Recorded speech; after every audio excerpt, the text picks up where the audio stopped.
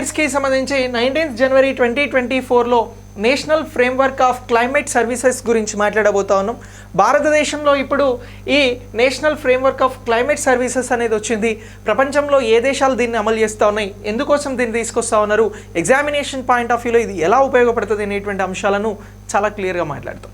ఇక next startup rankings అనేవి 2022కి సంబంధించి ప్రకటించడం జరిగింది. ఇటీవల ఈ స్టార్టప్ ర్యాంకింగ్కి సంబంధించినటువంటి అంశం అనేది ఎగ్జామినేషన్ పాయింట్ ఆఫ్ వ్యూలో వెరీ వెరీ ఇంపార్టెంట్. ఇక్కడ నుంచి బిట్ రావడానికి అవకాశం ఉంటుందండి. ఇక తీర మండలాల నిర్వహణకి సంబంధించినటువంటి ప్రణాళికలు అనేటువంటి అంశాల కోసం గ్రీన్ ట్రిబ్యునల్ అనేది కొన్ని ఆదేశాలను జారీ చేసింది. ఈ గ్రీన్ ట్రిబ్యునల్ ఏంటి, ఇప్పుడు తీర మండలాలకి సంబంధించిన నిర్వహణ కోసం ఇది ఏం చేయబోతుంది అనేటువంటి అంశాలను ఇక్కడ మాట్లాడతాం. ఇక centre for fourth industrial revolution అనేటువంటిది ఇటీవల దీనికి సంబంధించి దావోస్ స్విట్జర్లాండ్లో మనకి వరల్డ్ ఎకనామిక్ ఫోరంకి సంబంధించినటువంటి సమావేశాలు 15 నుంచి 19 వరకు జరిగినాయి. ఇందులో తెలంగాణ ప్రభుత్వానికి సంబంధించి ఫోర్త్ ఇండస్ట్రియల్ రెవల్యూషన్కి సంబంధించినటువంటి అంశాలను గురించి డిస్కస్ చేస్తాం. వీటితో పాటు రీజనల్గా, నేషనల్గా, ఇంటర్నేషనల్గా ఉన్నటువంటి ఇతర అంశాలను కూడా మనం ఈ క్లాస్ ద్వారా డిస్కస్ చేయబోతా ఉన్నాం. క్లాస్కి ఒక లైక్ చేసి ఈ వీడియోని మీ ఫ్రెండ్స్కి షేర్ చేయండి. ఇక పూర్తి కాంటెంట్ని కూడా మనం చాలా క్లియర్గా నేర్చుకుందాం. చాలా ఇన్ డీటెయిల్డ్గా, చాలా వైడ్గా, విస్తృతంగా ఈ కాంటెంట్స్ మొత్తం కూడా నేను అందిస్తా. మళ్ళీ ప్రిపరేషన్ అవసరం లేకుండా మీకు వింటే గుర్తుండేలాగా ఈ సమాచారాన్ని ఇస్తా. ఆర్డర్ వైజ్గా దాన్ని గుర్తుంచుకొని మీ నెక్స్ట్ ఎగ్జామ్స్ కోసం రీకాల్ చేసుకొని, అంటే దాన్ని మీరు మళ్ళీ గుర్తుకు తెచ్చుకున్నట్లయితే అది మీకు ఎక్కువ కాలం గుర్తుంటుంది. ఆ విధంగా మీరు కరెంట్ అఫైర్స్ని ఇంటర్లింక్ చేస్తూ రెగ్యులర్గా విన్నట్లయితే మంచి పరిణితి సాధించడానికి 100% ఇక్కడ అవకాశం ఉంది. ఆ పాయింట్ ఆఫ్ వ్యూలో మనం ఈ క్లాస్ గురించి డిస్కస్ చేయబోతా ఉన్నాం. సో ఈ క్లాస్కి సంబంధించినటువంటి అంశాలు అనేవి మీకు ఎగ్జామినేషన్లో చాలా బాగా ఉపయోగపడతాయి. అవన్నీ కూడా ఇప్పుడు నేను చెప్తాను, రైట్? సో ఇక ఐకాన్ ఇండియాకి సంబంధించి ఐకాన్ ఆర్కేసర్ మెంటర్షిప్ ప్రోగ్రామ్ 2024 కోసం లాంచ్ చేయడం జరిగిందండి. ఇది గ్రూప్ 1 కోసం, గ్రూప్ 2 కోసం, ఈవో సిడిపిఓ కోసం ఈ కోర్సెస్ని మీకు ఐకాన్ ఇండియా యాప్లో అందుబాటులోకి తీసుకురావడం జరిగింది. మీరు ఐకాన్ ఇండియా యాప్ డౌన్లోడ్ చేసుకొని లేనట్లయితే చేసుకొని ఈ కోర్సెస్ని పొందవచ్చు, ఈ మెంటర్షిప్ని పొందవచ్చు. ఇక తెలంగాణలో వచ్చేటువంటి నోటిఫికేషన్స్కి సంబంధించి మనం రెగ్యులర్గా మొత్తం సిలబస్ని బైఫర్కేట్ చేసి డైలీ వైజ్గా షెడ్యూల్స్ని ఇస్తాం. ఆ షెడ్యూల్కి సంబంధించినటువంటి material, updated content with current affairs ఇవన్నీ కలిపి మీకు మెటీరియల్ అనేది ఇవ్వడం జరుగుతుంది. దీంతోపాటు మీకు చాప్టర్ వైజ్ ఎగ్జామ్స్ ఉంటాయి. ఇచ్చినటువంటి మెటీరియల్ మనం చాప్టర్ వైజ్గా చదువుకుంటాం కాబట్టి మొత్తం ఆ ఎగ్జామ్స్కి సంబంధించిన వీడియో ఎక్స్ప్లెనేషన్ ఉంటుంది. ఇదంతా కూడా మీకు 100 days ప్లాన్గా మీ ముందుకు తీసుకొస్తా ఉన్నాం. ఈ కోర్సెస్ అనేవి రేపు 22 జనవరి నుంచి ప్రారంభం అవ్వడం జరుగుతూ ఉంది. మీరు అందులో జాయిన్ అయితే మీకు మెటీరియల్స్, డైలీ ఎగ్జామ్స్, వాటికి సంబంధించిన వీడియో ఎక్స్ప్లెనేషన్ ఇలా 100 రోజులలో గ్రూప్ 1 కానీ, గ్రూప్ 2 కానీ, ఈవో సిడిపిఓకి సంబంధించినటువంటి సిలబస్ మొత్తం ప్రణాళికను చదివి దాని మీద పూర్తి పట్టు సాధించేలాగా ఈ కోర్సెస్ని డిజైన్ చేయడం జరిగింది. ఈ కోర్సెస్ మీకు ఐకాన్ ఇండియా యాప్లో అవైలబుల్గా ఉంటాయండి. ఇక మనం నెక్స్ట్ కరెంట్ అఫైర్స్కి సంబంధించి ముందుగా డిస్కస్ చేయబోతున్నటువంటి టాపిక్ ఏమిటి అని అంటే national framework of climate services అని అంటున్నాం రా. So national framework of climate సర్వీసెస్కి సంబంధించినటువంటి క్వశ్చన్ అనేది మనకి జాగ్రఫీ పాయింట్ ఆఫ్ వ్యూలో, కరెంట్ జాగ్రఫీ పాయింట్ ఆఫ్ వ్యూలో ఎగ్జామినేషన్లో అడగడానికి అవకాశం ఉంటుంది. ఇట్స్ రిలేటెడ్ టు ఎన్విరాన్మెంట్ అని కూడా అంటున్నాం. సో ఇలా ఈ 2 టాపిక్స్ని కూడా మనం నేషనల్ పాయింట్ ఆఫ్ వ్యూలో, ఫ్రేమ్వర్క్కి సంబంధించినటువంటి సర్వీసెస్ పాయింట్ ఆఫ్ వ్యూలో మాట్లాడడం జరుగుతూ ఉందండి. సో ఇప్పుడు national framework of climate services అని అంటున్నాం. So national framework of climate services అని అంటున్నాం. ఇప్పుడు క్వశ్చన్ సింపుల్గా అడగాలనుకుంటే ఇటీవల భారత్ దీనిని ప్రారంభించిందా, ప్రారంభించలేదా అని అడుగుతారా. మిమ్మల్ని ఈ క్వశ్చన్ అడిగితే మీరు చెప్పాల్సినటువంటి ఆన్సర్ ఇటీవల, అంటే ఇండియాకి సంబంధించినటువంటి ఇండియన్ మెటరలాజికల్ డిపార్ట్మెంట్ ఏదైతే ఉందో ఐఎండి అని అంటాం. ఈ ఐఎండికి సంబంధించినటువంటి 150 సంవత్సరాల వేడుకలను ప్రారంభించడం జరిగిందిరా. ఏ వేడుకలను ప్రారంభించినారు అని అంటున్నాం? ఐఎండికి సంబంధించినటువంటి 150 సంవత్సరాల వేడుకలు ప్రారంభమైనాయి. సో ఈ 150 సంవత్సరాల వేడుకల సందర్భంగా ఇప్పుడు భారతదేశంలో నేషనల్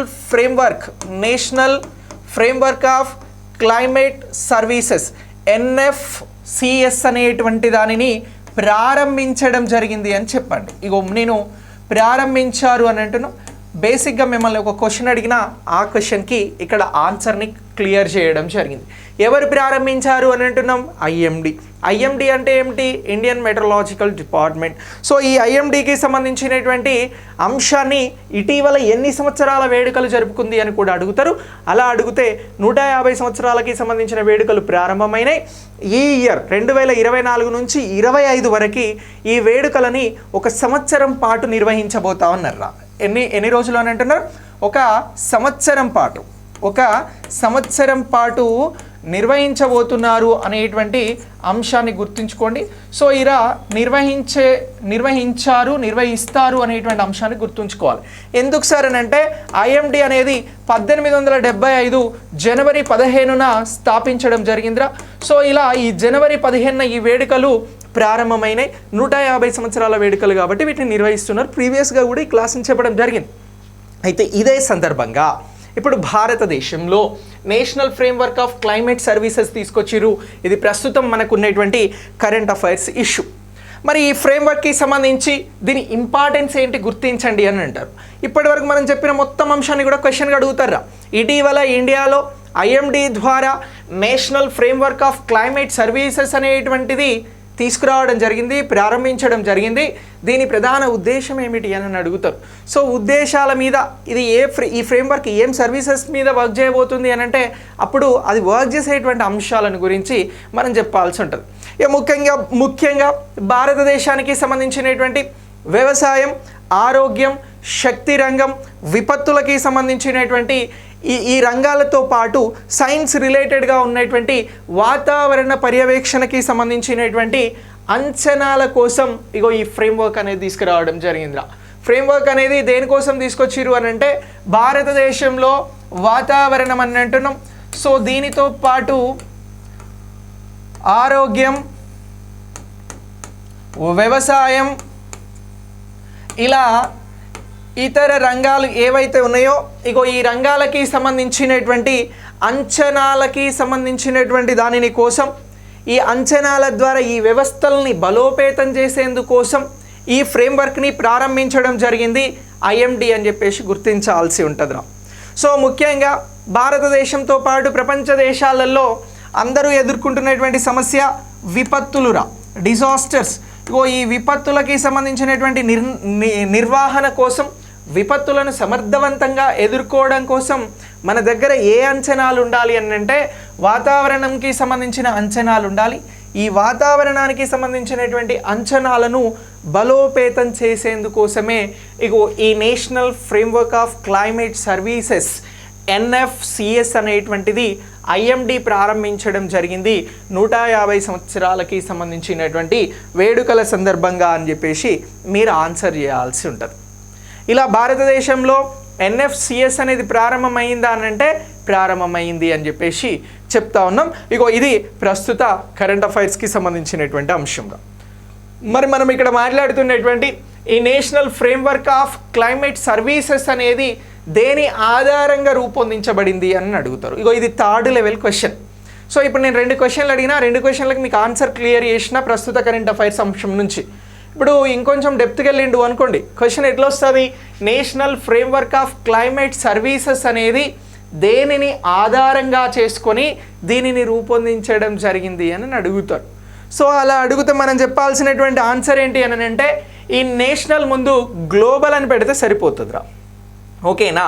సో మనం national framework of climate services అని అంటున్నాం. ఇగో ఇది ప్రస్తుతం భారతదేశంలో ప్రారంభించింది ఐఎండి ప్రారంభించింది అని అన్నాం.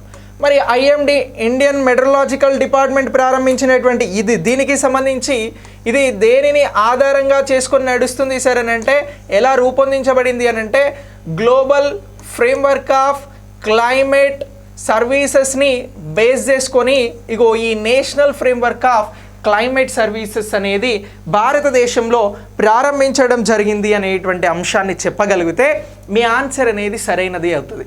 సరే, ఇప్పుడు ఈ global framework of climate services గురించి మనల్ని క్వశ్చన్ ఇంకో రకంగా అడుగుతారా.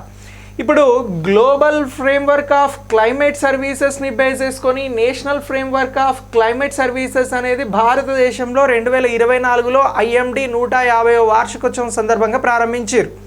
ఇది భారతదేశంలో ఉన్నటువంటి వాతావరణంతో పాటు ఇతర రంగాలలో ఉన్నటువంటి పరిస్థితులను అంచనా వేస్తుంది అని అంటున్నాం, విపత్తులను సమర్థవంతంగా ఎదుర్కొనేందుకు.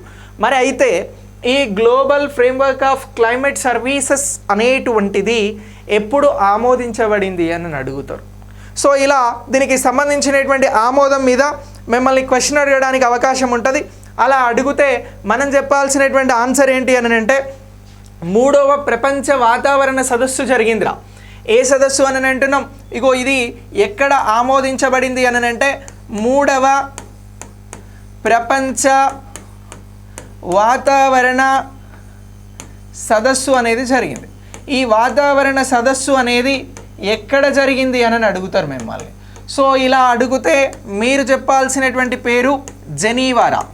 సో ఈ జెనీవా అనేటువంటిది మనకి స్విట్జర్లాండ్ దేశంలో ఉంటుంది. ఇగో ఈ స్విట్జర్లాండ్ దేశంలో ఎప్పుడు అని అంటే 2009 సంవత్సరంలో, ఎప్పుడు అని అంటున్నాం 2009 సంవత్సరంలో 3వ ప్రపంచ వాతావరణ సదస్సు అనేది జరిగింది. ఈ సదస్సులోనే ఈ global framework of climate services అనేటువంటి అంశాన్ని తెర మీదికి తీసుకురావడం జరిగింది. ఇలా తెర మీదికి తీసుకొచ్చినటువంటి ఈ అంశమే, ఈ ఫ్రేమ్వర్కే ఇవాళ భారతదేశంలో స్టార్ట్ అయినటువంటి నేషనల్ ఫ్రేమ్వర్క్ ఆఫ్ క్లైమేట్ సర్వీసెస్కి మూలము అనేటువంటి అంశాన్ని మీరందరూ కూడా గుర్తించాల్సి ఉంటుంది ఎగ్జామినేషన్ పాయింట్ ఆఫ్ వ్యూలో. ఎగ్జామినేషన్ పాయింట్ ఆఫ్ వ్యూలో నిన్ను question national framework of climate services గురించి అడుగుతా ఉన్నారు అని అంటే నువ్వు వెంటనే గుర్తుకు తెచ్చుకోవాల్సినటువంటి మరొక అంశం global framework of climate services అనేటువంటిది నీకు గుర్తుకు రావాలి. సో ఇలా ఇగో ఈ global framework of climate services అనేది మనకి ముఖ్యమైనటువంటి అంశంగా గుర్తుంచుకోవాల్సి ఉంటుంది. ఇక ఇది ప్రధానంగా ఏం చేస్తుంది సార్ అని కూడా అడుగుతారు. ఏది? ఇగో దీని విధులేంటి అని అడుగుతారు. సో ఇది దేశాలకి సంబంధించినటువంటి వాతావరణ అంశాలతో పాటు జల సంబంధ సేవలను గురించి ఇది ప్రధానంగా పనిచేస్తుంది. సో ఇది ప్రధానంగా ఎన్ని పనులు చేస్తుంది సార్ అని అంటే ఒక 2 పనులలో కీలక పాత్ర పోషిస్తుంది అని చెప్పాలి. ఒకటి దేశాల వాతావరణాలకి సంబంధించి, సో దేశాల వాతావరణాలకి సంబంధించినటువంటి అంశాల మీద ఇది పనిచేస్తుంది. రెండవ అంశం ఏమిటి అని అంటే జల సంబంధ అంశాలపైన కూడా, జల సంబంధ అంశాలపైన కూడా ఇది పనిచేస్తుంది అని చెప్పాలి. క్వశ్చన్ ఇదంతా అడగలే, national framework of climate services గురించి నేను అడగలే, global framework of climate services గురించి అడిగి దీని ప్రధానమైనటువంటి పనేమిటి గుర్తించండి అని ఎక్కడైనా వచ్చిందనుకో మీరు చెప్పాల్సినటువంటి ఆన్సర్ ఇగో దేశాల వాతావరణాలకి సంబంధించినటువంటి అంశాలలో ఇది కీలకమైనటువంటి సేవలను అందిస్తుంది. అలాగే ఈ దేశాలకి సంబంధించినటువంటి జల సంబంధ అంశాలలో కూడా ఇది కీలక పాత్రను వహిస్తుంది అనేటువంటి అంశాన్ని మనం గుర్తించాల్సి ఉంటుంది. ఇక ముఖ్యంగా వాతావరణం అని అంటేనే మనకు ఉష్ణోగ్రత, అలాగే వర్షపాతం, గాలి, నేల, ఇలా జాగ్రఫీ రిలేటెడ్గా ఉన్నటువంటి అన్ని అంశాలు కూడా మనకి వాతావరణంలో భాగంగా కనబడతాయి ప్రధానంగా క్షుణ్ణంగా దాన్ని అబ్జర్వ్ చేసుకుంటే. సో ఆ పాయింట్ ఆఫ్ వ్యూలో క్వశ్చన్ అడిగినప్పుడు ఇగో ఈ అంశం అనేది మనకి ఇంపార్టెంట్. ఇదే global framework of climate services అనేటువంటి అంశాన్ని మీరు ఎగ్జామినేషన్ పాయింట్ ఆఫ్ వ్యూలో గుర్తించాల్సి ఉంటుంది. ఇక నెక్స్ట్ ఈ NFCSకి సంబంధించి నేషనల్ ఫ్రేమ్వర్క్ ఆఫ్ క్లైమేట్ సర్వీసెస్కి సంబంధించినటువంటి విధులు ఏమిటి గుర్తించండి అని అడుగుతారు. ఈ విధుల మీద క్వశ్చన్ వస్తే ఇది స్టేట్మెంట్ లెవెల్ క్వశ్చన్ అని మీరు గుర్తించాల్సి ఉంటుంది. ఓ 3-4 రకాల విధులను గురించి ఇస్తారు. ఇందులో సరైనది ఏది, సరికానిది ఏది అని చెప్పేసి గుర్తించమని అడుగుతారు. అలా గుర్తించండి అని అంటే మనం ఆన్సర్ చేసేలాగా మనం ఈ NFCSకి సంబంధించినటువంటి ప్రాముఖ్యత అంశాలను గురించి మాట్లాడదాం రా. సో NFCS అని అంటున్నాం. NFCS అనేటువంటి అంశానికి సంబంధించి మనం ఇప్పుడు మాట్లాడితే దీని ప్రాముఖ్యతకి సంబంధించి ఇప్పుడు ఏదైతే గ్లోబల్ ఫ్రేమ్వర్క్ ఉందో, ఇప్పటివరకు మనం డిస్కస్ చేసినటువంటి ఫ్రేమ్వర్క్ ఉందో ఆ ఫ్రేమ్వర్క్కి అనుగుణంగా ఇది దేశంలో నిర్దిష్ట వాతావరణానికి సంబంధించినటువంటి అవసరాలను గుర్తిస్తుందిరా. ఒకటి ఏమంటున్నాం, దేశంలో నిర్దిష్టమైనటువంటి వాతావరణ అవసరాలను గుర్తిస్తుంది.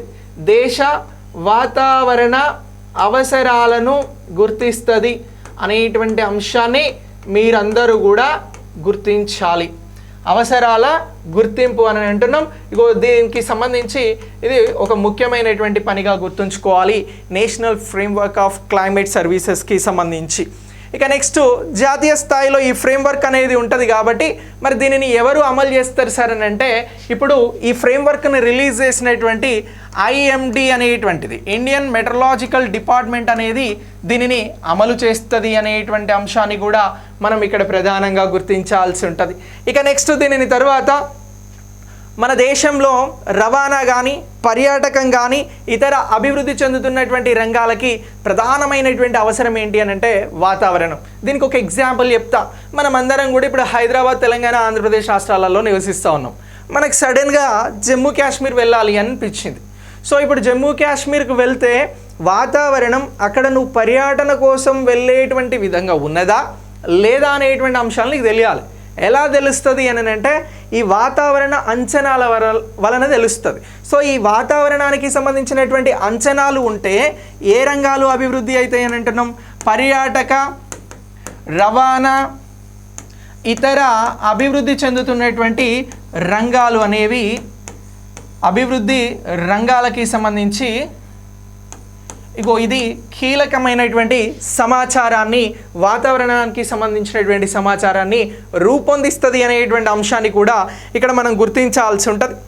ఇక నెక్స్ట్ వాతావరణ సేవలతో పాటు వివిధ ఏజెన్సీల మధ్య, అంటే వాతావరణానికి రిలేటెడ్గా ఉన్నటువంటి ఏజెన్సీల మధ్యన ఇది ఏం చేస్తుంది సార్ అని అంటే, ఇగో వాతావరణ ఏజెన్సీలకి సంబంధించినటువంటి అంశాలలో ఇది కీలకమైనటువంటి మధ్యవర్తిత్వాన్ని నిర్వహిస్తుంది. వాతావరణ అంశాలతో పాటు మధ్యవర్తిత్వం అనేది ఇది నిర్వహిస్తుంది అనేటువంటి అంశాన్ని గుర్తుంచుకోవాలి వాతావరణ శాఖకి, అలాగే వివిధ రకాల ఏజెన్సీలకి. ఇలా ఇగో ఈ అంశాలన్నీ కూడా మనకి ఇంపార్టెంట్ అంశాలుగా గుర్తించాల్సి ఉంటుంది. సిఎస్కి సంబంధించి నేషనల్ ఫ్రేమ్వర్క్ ఆఫ్ క్లైమేట్ సర్వీసెస్కి సంబంధించినటువంటి ప్రధాన అంశాలను గుర్తించండి అని అంటే, ఈ అంశాలన్నీ కూడా మనకు ప్రధానమైనటువంటి అంశాలుగా ఉంటాయి, ఉపయోగపడతాయి అనేటువంటి అంశాన్ని ఇక్కడ మనం అందరం కూడా గుర్తించాల్సి ఉంటుంది. సో ఇలా ఈ ఎన్ఎఫ్సిఎస్ అనేటువంటి అంశం మనకి ఎగ్జామినేషన్ పాయింట్ ఆఫ్ వ్యూలో వెరీ వెరీ ఇంపార్టెంట్. ఎన్ఎఫ్సిఎస్ వస్తే నీకు వెంటనే జిఎఫ్సిఎస్ అనేది గుర్తుకు రావాలి. ఎన్ఎఫ్సిఎస్ విధులు అంటే ఇవి గుర్తుకు రావాలి. ఈ ఎన్ఎఫ్సిఎస్ని ఎవరు ప్రారంభించారు అని అంటే ఇండియన్ మెట్రలాజికల్ డిపార్ట్మెంట్ ఐఎండి అని గుర్తుకు రావాలి. ఓకే, సో ఇలా ఈ అన్ని అంశాలు కూడా వెరీ వెరీ ఇంపార్టెంట్. ఈ ఐఎండి అనేది ఏ మంత్రిత్వ శాఖ పరిధిలో ఉంటుంది అని అంటే, మీరు గుర్తుంచుకోవాల్సినటువంటి మంత్రిత్వ శాఖగా ఏది అని అంటే ఎర్త్ సైన్స్ అనేటువంటి మంత్రిత్వ శాఖను గుర్తుంచుకోవాలిరా. సో ఏ మంత్రిత్వ శాఖ పరిధిలో ఇది ఉంటుంది అని అంటున్నాం? ఎర్త్ సైన్సెస్ మంత్రిత్వ శాఖ పరిధిలో ఇది ఉంటుంది అని గుర్తుంచుకోవాలి. దీనికి సంబంధించినటువంటి మంత్రిగా ఎవరున్నారు కేంద్రంలో అని అంటే కిరణ్ రిజిజు గారు ఉన్నారా. ఎవరు అని అంటున్నాం? కిరణ్ రిజిజు గారు ఉన్నారు అనేటువంటి అంశాన్ని కూడా గుర్తుంచుకోండి. సో ఇలా ఐఎండి మీద దాని లేదు అని అంటే national framework of climate services మీద, దాని లేదు అని అంటే global framework of climate services మీద క్వశ్చన్ అనేది మీకు రావడానికి అవకాశం ఉంటుంది. సో ఇలా ఏ విధంగా క్వశ్చన్ వచ్చినా కూడా మీరందరూ కూడా ఆన్సర్ని చేయడానికి సిద్ధంగా ఉండండి. ఇది నేషనల్ ఫ్రేమ్వర్క్ ఆఫ్ క్లైమేట్ సర్వీసెస్కి సంబంధించినటువంటి ప్రధానమైనటువంటి సమాచారం రా. అయితే ఇక్కడ క్వశ్చన్ ఇంకో విధంగా కూడా అడగడానికి అవకాశం ఉంటుంది రా. ఇప్పటి వరకు ఈ నేషనల్ 2009లో global framework of climate services అనేది వచ్చిన తర్వాత ఇండియాతో పాటు ఇతర ఏ దేశాలు నేషనల్ ఫ్రేమ్వర్క్ ఆఫ్ క్లైమేట్ సర్వీసెస్ని తీసుకొచ్చినవి అని అడుగుతారు. క్వశ్చన్ ఇట్లా అడిగిరు అనుకోండి, కొన్ని దేశాల పేర్లను గుర్తుంచుకోవాలి. సో మనకి ఇది ప్రధానంగా ఎప్పటి నుంచి కనబడుతూ ఉంది? 2009 నుంచి మనకి ఈ ఫ్రేమ్వర్క్ ఆఫ్ క్లైమేట్ సర్వీసెస్ అనేటువంటిది global framework of climate services అనేటువంటి విధానం ప్రారంభమైంది. అయితే భారతదేశానికి సంబంధించి ఈ ఫ్రేమ్వర్క్ గురించి అడిగితే భారతదేశం 2024లో national framework of climate services తీసుకొచ్చింది అని అంటున్నాం. సో కాబట్టి ఇప్పుడు ఈ national framework of climate services తీసుకొచ్చినటువంటి దేశాలని గుర్తించండి అని అంటారు. ఏ దేశాలు తీసుకొచ్చినవి ఎన్ఎఫ్సిఎస్ అనేటువంటి అంశాన్ని అని అడిగితే మనం ఫస్ట్ కంట్రీగా ఇప్పుడు మన ఇండియాను ఇందులో చేర్చడం జరుగుతూ ఉందిరా. ఇండియా అనేది ఎన్ఎఫ్సిఎస్ అనేటువంటి విధానాన్ని, national framework of climate services అనేటువంటి విధానాన్ని తీసుకొచ్చింది. ఇక నెక్స్ట్ దీని తర్వాత ఇంకా ఇతర దేశాలకి సంబంధించినటువంటి అంశాలు అడిగితే స్విట్జర్లాండ్ కూడా దీన్ని తీసుకురావడం జరిగిందిరా. ఏ దేశం అని అంటున్నాం? స్విట్జర్లాండ్ అనేటువంటి దేశం కూడా దీన్ని తీసుకురావడం జరిగింది. ఇక నెక్స్ట్ దీని తర్వాత మరొక దేశం ఏంటి సార్ అని అంటే చైనా దేశం కూడా ఈ national framework of climate services అనేటువంటి విధానాన్ని తీసుకొచ్చింది. అలాగే యునైటెడ్ కింగ్డమ్ అనేటువంటి దేశం కూడా దీన్ని తీసుకురావడం జరిగింది. ఏ దేశము అని అంటున్నాం? ఇంగ్లాండ్ రా, ఇంగ్లాండ్ తీసుకొచ్చింది. ఇక నెక్స్ట్ దీనితో పాటు మరొకటి ఏ దేశం సార్ అని అంటే జర్మనీ రా, జర్మనీ. సో ఇలా ఈ దేశాలన్నీ కూడా ఎన్ఎఫ్సిఎస్ని తీసుకొచ్చినటువంటి దేశాలుగా గుర్తుంచుకోవాలి. ఓకే, సో వీటికి సంబంధించి మిమ్మల్ని క్వశ్చన్ అడుగుతారు. వాతావరణానికి సంబంధించినటువంటి సేవల కోసం, వాతావరణ సేవలను ఎగ్జాక్ట్గా రికార్డ్ చేయడం కోసం ఈ national framework services, climate services అనేవి తీసుకురావడం జరుగుతూ ఉంది. ఇప్పుడు క్వశ్చన్ ఎట్లా వస్తుంది? ప్రపంచంలో ఇప్పటి వరకు నేషనల్ ఫ్రేమ్వర్క్ ఆఫ్ క్లైమేట్ సర్వీసెస్ని తీసుకొచ్చిన దేశాలను గుర్తించండి అని అడుగుతారు. అలా అడిగితే మనం ఆన్సర్ చేయాల్సినటువంటి దేశాలు 1 ఇండియా అని అంటున్నాం, 2 స్విట్జర్లాండ్, 3 చైనా, 4 ఇంగ్లాండ్, 5 జర్మనీ.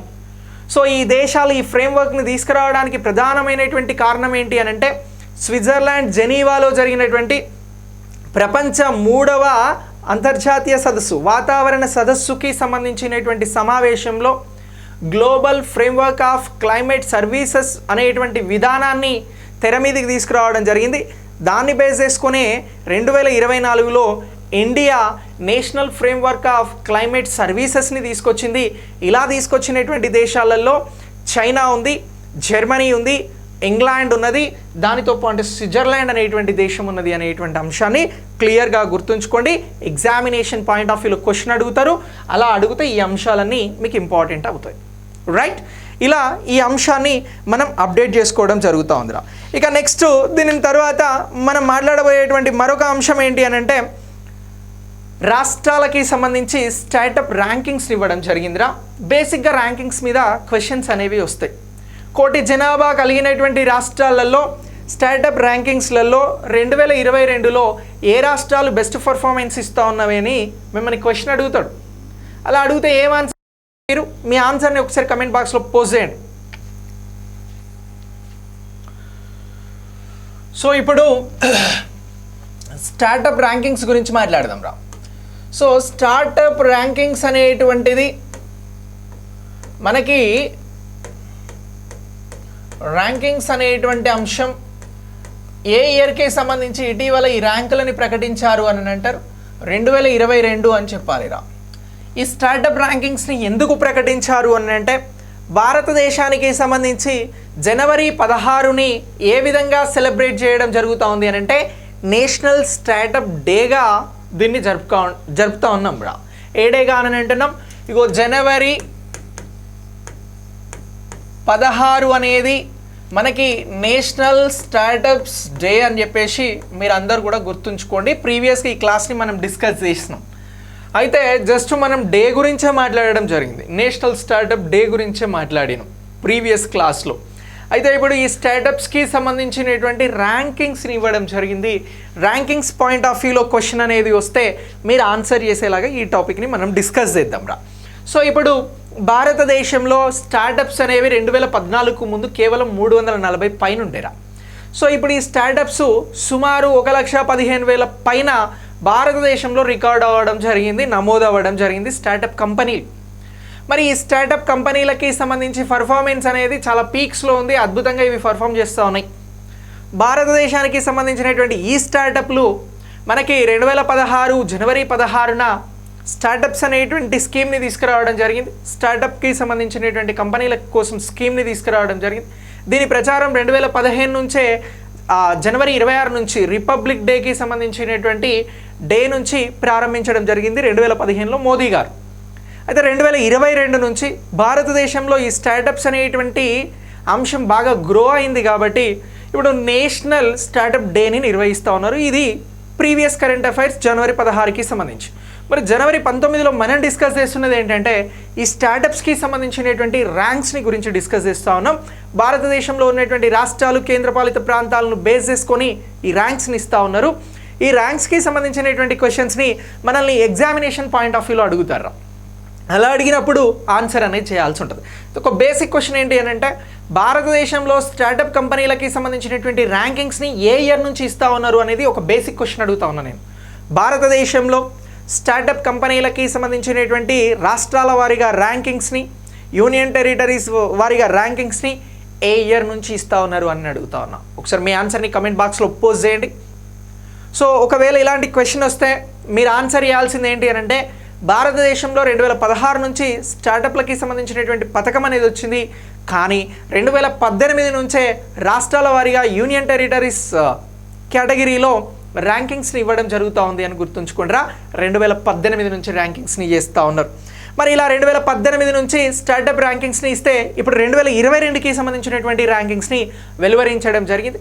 ఈ 2022కి సంబంధించినటువంటి ర్యాంకింగ్స్ని ఎన్ని విభాగాలుగా ఇస్తూ ఉన్నారు అని అడుగుతారు.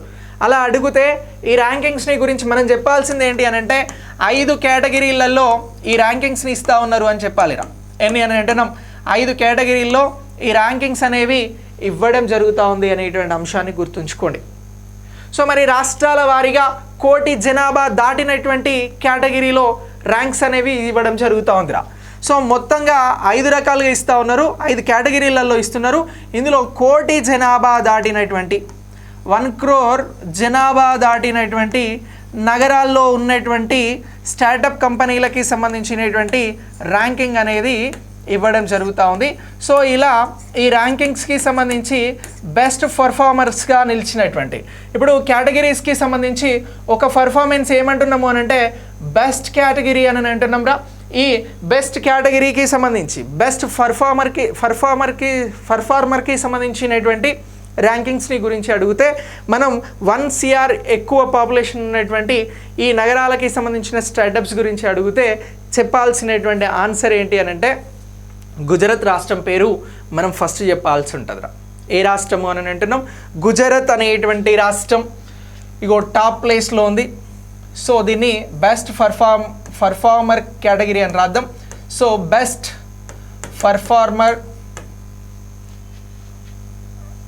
పర్ఫార్మర్ కేటగిరీ అని అంటున్నాం. సో ఈ కేటగిరీ ఒక కేటగిరీ అనుకోండి. సో దీంట్లో ఫస్ట్ ఏ రాష్ట్రం ఉంది సరే అంటే ఈ ఫస్ట్ వచ్చి గుజరాత్ అనేటువంటి రాష్ట్రం ఉందిరా. ఇగో 1వ రాష్ట్రం ఏంటి అని అంటే గుజరాత్. ఇది 2022కి సంబంధించి గుర్తుంచుకోండి. నెక్స్ట్ ఏ రాష్ట్రం ఉంది సరే అంటే కర్ణాటక అనేటువంటి రాష్ట్రం ఉంది అని చెప్పేసి గుర్తుంచుకోండి. ఇక నెక్స్ట్ 3వ ర్యాంక్లో ఎవరికి ఇచ్చినారు సరే అంటే కేరళ రాష్ట్రం బెస్ట్ పర్ఫార్మెన్స్ రాష్ట్రాలలో స్థానం పొందింది. ఇక నెక్స్ట్ 4వ స్టేట్ వచ్చి ఏంటి అని అంటే తమిళనాడు అని గుర్తుంచుకోండి. ఓకే, తమిళనాడు. సో ఇలా ఇగో ఈ రాష్ట్రాలను గురించి గుర్తుంచుకోండి. వీటి మీద క్వశ్చన్ రావడానికి అవకాశం ఉంటుంది. క్వశ్చన్ ఎలా అడుగుతారు అని అంటే 2022 కోటి జనాభా దాటినటువంటి నగరాలకి సంబంధించినటువంటి స్టార్టప్ కంపెనీలలో బెస్ట్ పర్ఫార్మర్గా నిలిచినటువంటి రాష్ట్రాలని గుర్తించండి అని అడుగుతారు. అలా అడిగితే మనం చెప్పాల్సింది 1 గుజరాత్, 2 కర్ణాటక, 3 కేరళ, 4 తమిళనాడు. ఈ 4 రాష్ట్రాలలో 3 రాష్ట్రాలు కూడా దక్షిణ భారతదేశానికి సంబంధించినటువంటి రాష్ట్రాలు. సో ఇక నెక్స్ట్ ఒక రాష్ట్రం వచ్చి పశ్చిమ భారతదేశంలో ఉన్నటువంటి రాష్ట్రం. సో ఇలా ఈ 4 రాష్ట్రాలు కూడా బెస్ట్ పర్ఫార్మర్కి సంబంధించినటువంటి విభాగంలో స్టార్టప్స్కి సంబంధించినటువంటి ర్యాంకింగ్స్లో మొదటి స్థానంలో నిలిచాయి అనేటువంటి అంశాన్ని మీరందరూ కూడా గుర్తించాల్సి ఉంటుంది ఎగ్జామినేషన్ పాయింట్ ఆఫ్ వ్యూలో. ఓకే, ఇక నెక్స్ట్ దీని తర్వాత మరొక అంశం గురించి అడుగుతారా. ఇప్పుడు టాప్ పర్ఫార్మర్ ఎవరు అని అడుగుతారు. చూడండి క్వశ్చన్ బెస్ట్ పర్ఫార్మర్ అడిగారా టాప్ పర్ఫార్మర్ అడిగారా అనేటువంటి అంశాన్ని మీరు చాలా క్లియర్గా గుర్తించాల్సి ఉంటుంది. దానికి ఒక 5 కేటగిరీలలో ఈ కేటగిరీలకి సంబంధించి ఏమిచ్చిరు అని అంటే ర్యాంకులను ఇవ్వడం జరిగిందిరా. ఇందులో 1వదే బెస్ట్ పర్ఫార్మర్. ఇప్పుడు మనం టాప్ పర్ఫార్మర్కి సంబంధించినటువంటి ర్యాంకింగ్స్ని గురించి డిస్కస్ చేద్దాంరా. ఇది 2వ కేటగిరీ. సో ఇప్పుడు టాప్ పర్ఫార్మర్కి సంబంధించి ఏ రాష్ట్రాలు నిలిచినవి అని మనల్ని ఎగ్జామినేషన్ పాయింట్ ఆఫ్ వ్యూలో క్వశ్చన్ అడుగుతాడు. అలా క్వశ్చన్ అడిగితే మనం ఇక్కడ మళ్ళీ కొన్ని రాష్ట్రాల పేర్లను చెప్పాల్సి ఉంటుందిరా. ఒకటి, ఇందులో చాలా రాష్ట్రాలు ఉన్నాయిరా, ఈ రాష్ట్రాలకి సంబంధించి కొన్ని పేర్లు రాస్తా. ఒకటి అంటే ఇలా అడగవచ్చు, తెలంగాణ ఆంధ్రప్రదేశ్ ఏ కేటగిరీలో ఈ స్టార్టప్ ర్యాంకింగ్స్లో నిలిచాయి 2022లో అంటే టాప్ పర్ఫార్మర్ అని గుర్తుంచుకోండి. మనకు తెలంగాణ ఆంధ్రప్రదేశ్ ఇంపార్టెంట్ కదా. సో తెలంగాణ ఆంధ్రప్రదేశ్ అనేవి ఇగో ఈ కేటగిరీలో నిలిచాయి. ఈ అంశాన్ని గుర్తుంచుకోండి. ఆంధ్రప్రదేశ్ ఈ రాష్ట్రాలు టాప్ పర్ఫార్మర్కి సంబంధించి స్టార్టప్ ర్యాంకింగ్స్ 2022లో నిలిచాయి. ఇది సెకండ్ కేటగిరీ అని గుర్తుంచుకోండి. తెలంగాణ ఆంధ్రప్రదేశ్ స్థానాలు ఇందులో ఉన్నాయి. రైట్, ఇక వీటితో పాటు మహారాష్ట్ర, ఒడిషా, పంజాబ్, రాజస్థాన్ అలాగే ఇగో ఈ రాష్ట్రాలన్నీ కూడా ఇక్కడ ఉన్నాయని గుర్తుంచుకోండిరా. సో ఇది వెరీ వెరీ ఇంపార్టెంట్. ఇక్కడ చిన్న చేంజ్, ఆంధ్రప్రదేశ్ లేదురా, ఇందులో తెలంగాణ నిలిచింది. Okay right. ఇక మూడవ కేటగిరీ ఏంటి అంటే లీడర్ పర్ఫార్మర్. సో ఇప్పుడు థర్డ్ కేటగిరీ చెప్తా ఉన్నాం. థర్డ్ కేటగిరీ ఎవరున్నారు సార్ అని అంటే ఇగో లీడర్ లేదా నాయకుడు. ఇగో లీడర్ పర్ఫార్మర్గా ఉన్నటువంటి స్టేట్స్ ఏంటి గుర్తించండి అని అంటాడు. ఇలా అడిగితే మనం చెప్పాల్సినటువంటి రాష్ట్రాలుగా ఏవేవి ఉన్నాయంటే ఆంధ్రప్రదేశ్, అస్సాం, మధ్యప్రదేశ్, ఉత్తరప్రదేశ్, ఉత్తరాఖండ్. ఇగో ఇవి ఇక్కడ ఉన్నాయి. సో ఇప్పుడు లీడర్ కేటగిరీలో నిలిచినటువంటి తెలుగు రాష్ట్రం ఏది, తెలంగాణ, ఆంధ్రప్రదేశ్ అని అంటే ఆంధ్రప్రదేశ్ అని గుర్తుంచుకుంటాం. ఆంధ్రప్రదేశ్ అనేటువంటి రాష్ట్రం ఈ కేటగిరీలో ఉంది. ఇది మనకి చాలా చాలా ఇంపార్టెంట్. ఇక నెక్స్ట్ ఆంధ్రప్రదేశ్తో పాటు ఇంకా ఏ రాష్ట్రాలు నిలిచేశారని అంటే అస్సాం, మధ్యప్రదేశ్. అస్సాం, మధ్యప్రదేశ్, ఉత్తరాఖండ్, ఉత్తరప్రదేశ్. 4 ఉత్తరాఖండ్, ఉత్తరప్రదేశ్. 5 ఉత్తరప్రదేశ్ ఇక్కడ రాస్తున్నా. ఇగో ఈ రాష్ట్రాలు నిలిచాయి అని చెప్పేసి గుర్తుంచుకుంటారా. Very very important. Clear. So ఇలా ఇగో ఈ కేటగిరీ అనేది లీడర్ కేటగిరీలో తీసుకోవడం జరిగిందిరా. ఇక ఔత్సాహికమైనటువంటి లీడర్ కేటగిరీ అనేటువంటిది ఇంకొకటి తీసుకున్నారు. ఓకే, ఇక నెక్స్ట్ మరొక కేటగిరీ ఏంటి అని అంటే ఔత్సాహిక నాయకుడు. ఇది 4వ కేటగిరీ రా.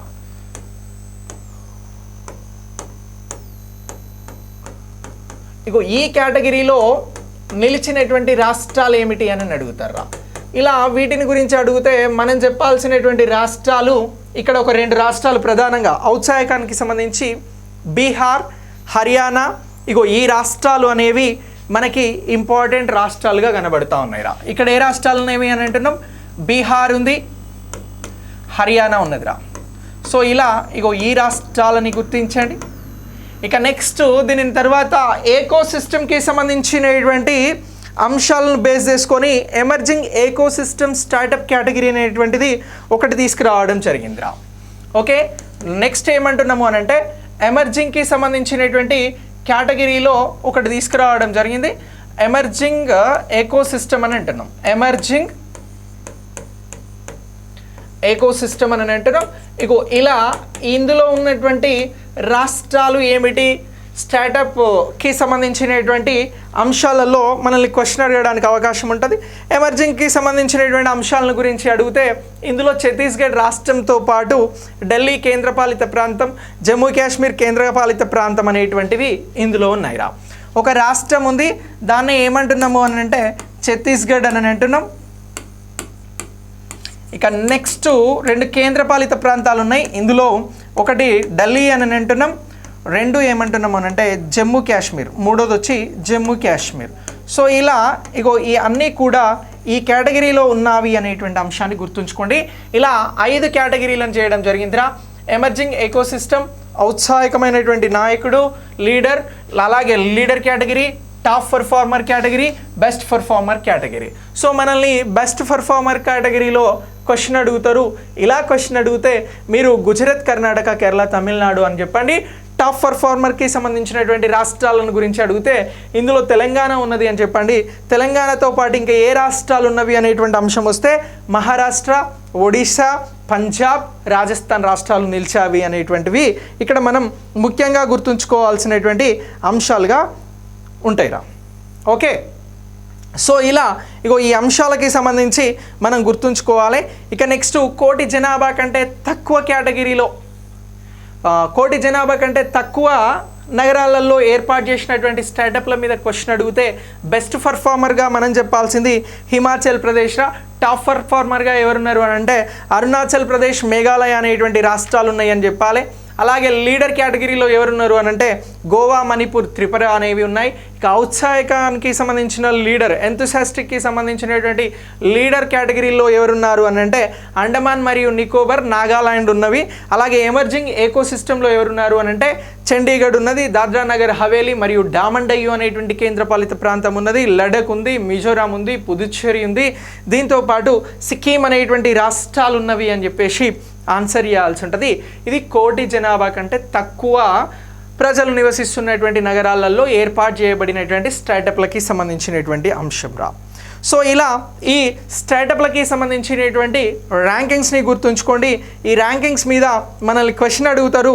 అలా క్వశ్చన్ అడిగితే very very important, best performers, top పర్ఫార్మర్స్కి సంబంధించి కోటి జనాభా కలిగినటువంటి, కోటి పైన జనాభా కలిగినటువంటి స్టార్టప్ల మీద మనకు క్వశ్చన్ అనేది వస్తుంది. క్లియర్?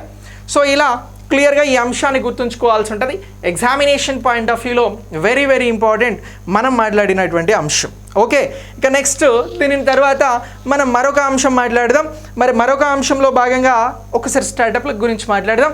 ఈ స్టార్టప్లకి సంబంధించినటువంటి దీనిలో క్వశ్చన్స్ ఇంకెట్లా రావడానికి అవకాశం ఉంటుంది అంటే భారతదేశంలో స్టార్టప్స్కి సంబంధించి మహిళల ప్రభావం మీద క్వశ్చన్ అడుగుతారా. సో అలా అడగడానికి అవకాశం ఉంది కాబట్టి ఈ మహిళల ప్రభావం ఎంత పెరిగింది స్టార్టప్లో అని అంటే ఇగో మహిళల స్టార్టప్ ప్రభావం ఎంత పెరిగింది, స్టార్టప్ ఇంపాక్ట్ ఎంత అని అడుగుతారు. ఇలా అడిగితే ఇగో ఈ ప్రభావం అనేది ప్రస్తుతం భారతదేశంలో స్టార్టప్ల విషయంలో ఎంత ఉన్నది అని అంటే 4% ఉన్నది అనేటువంటి అంశాన్ని ఆన్సర్ చేయండి రా. 4%తో మహిళలు స్టార్టప్లో ఇంపాక్ట్ చూపెడతా ఉన్నారు, ప్రభావం చూపిస్తూ ఉన్నారు అనేటువంటి అంశం మనకి ఇంపార్టెంట్ అంశంగా గుర్తించాల్సి ఉంటుంది. మరి స్టార్టప్ కోసం ఫండ్స్ని అందిస్తున్నటువంటి అంశాల మీద కూడా క్వశ్చన్ అడుగుతారా. అలా క్వశ్చన్ అడిగితే మనం ప్రధానంగా ఒక 2 అంశాలను గురించి చెప్పాల్సి ఉంటుందిరా. స్టార్టప్స్ అనేటువంటి కంపెనీని పెట్టి నువ్వు ఉద్యోగ కల్పన చేసి భారతదేశానికి ఆదాయం తీసుకొచ్చి నువ్వు కూడా ఆదాయం పొంది నలుగురికి ఆదాయం వచ్చేలా చేయాలి అని అంటే నువ్వు ఒక కంపెనీ పెట్టాలి. ఈ కంపెనీ పెట్టడమే ఇక్కడ స్టార్టప్ అని అంటున్నాం. ఈ స్టార్టప్కి సంబంధించినటువంటి ఉత్పత్తులను నువ్వు ప్రపంచంలో, భారతదేశంలో అమ్మడం ద్వారా నీకు డబ్బులు వస్తాయి. అయితే ఫస్ట్ ఈ కంపెనీ స్టార్ట్ చేయాలంటే డబ్బులు కావాలి కదా. ఇలా డబ్బులు ఇచ్చేటువంటి అంటే ఫండ్స్ని ఇచ్చేటువంటి స్కీమ్స్ ఏమున్నాయి భారతదేశంలో గుర్తించండి అని అంటాడు, ర్యాంకుల గురించి కాకుండా. అలా అడిగితే మనం ఆన్సర్ చేయాల్సింది ఏంటి అని అంటే ఒకటి startup India seed fund scheme అనేది ఉందిరా. ఇగో 2 స్కీమ్స్ ఉన్నాయి. నేను ఆ 2 స్కీమ్స్ గురించి కూడా ఇక్కడ చాలా క్లియర్గా చెప్తా, వీటిని గుర్తుంచుకోండి.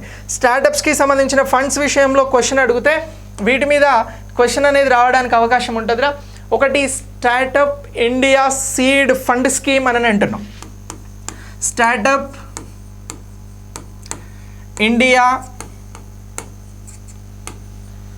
Seed fund scheme, right?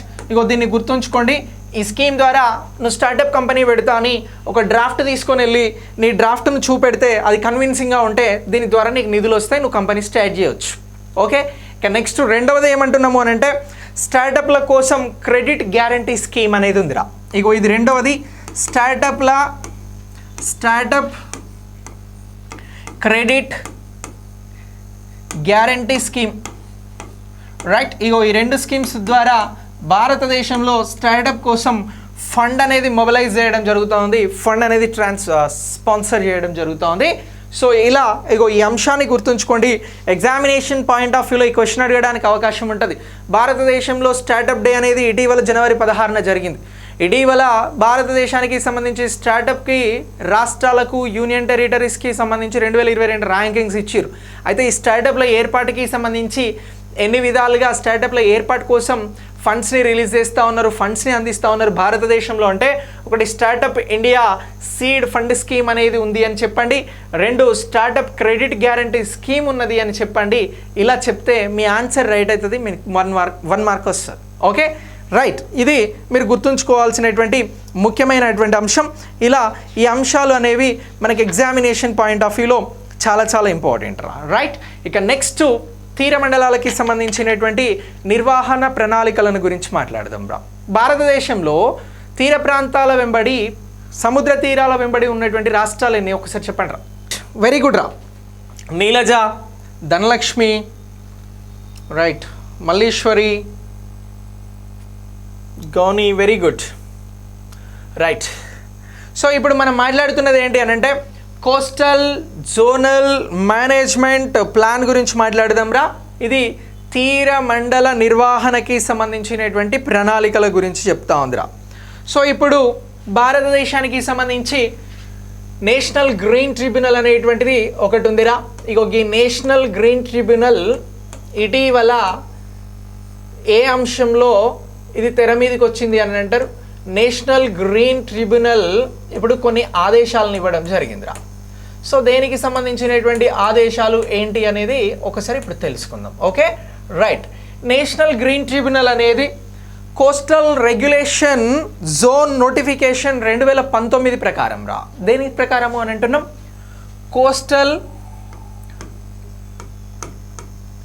Zonal regulation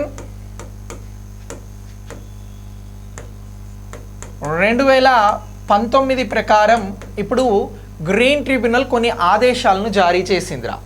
దీని ప్రకారం ఈ నోటిఫికేషన్ ప్రకారం భారతదేశంలో కోస్టల్ జోన్ మేనేజ్మెంట్ ప్లాన్ రా. ఏ ప్లాన్ని అని అంటున్నాం? కోస్టల్ జోనల్ మేనేజ్మెంట్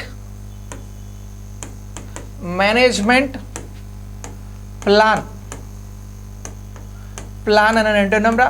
ఇగో దీనినే CZMP అని అంటున్నాం రా. ఇగో ఈ కోస్టల్ జోనల్ మేనేజ్మెంట్ ప్లాన్ని, అలాగే దీంతో పాటు మరొకటి ఏంటి అని అంటే island coastal regulation zone plan అని అంటున్నాం రా. ఇక రెండోది ఏంటి అని అంటే island coastal zonal management plan.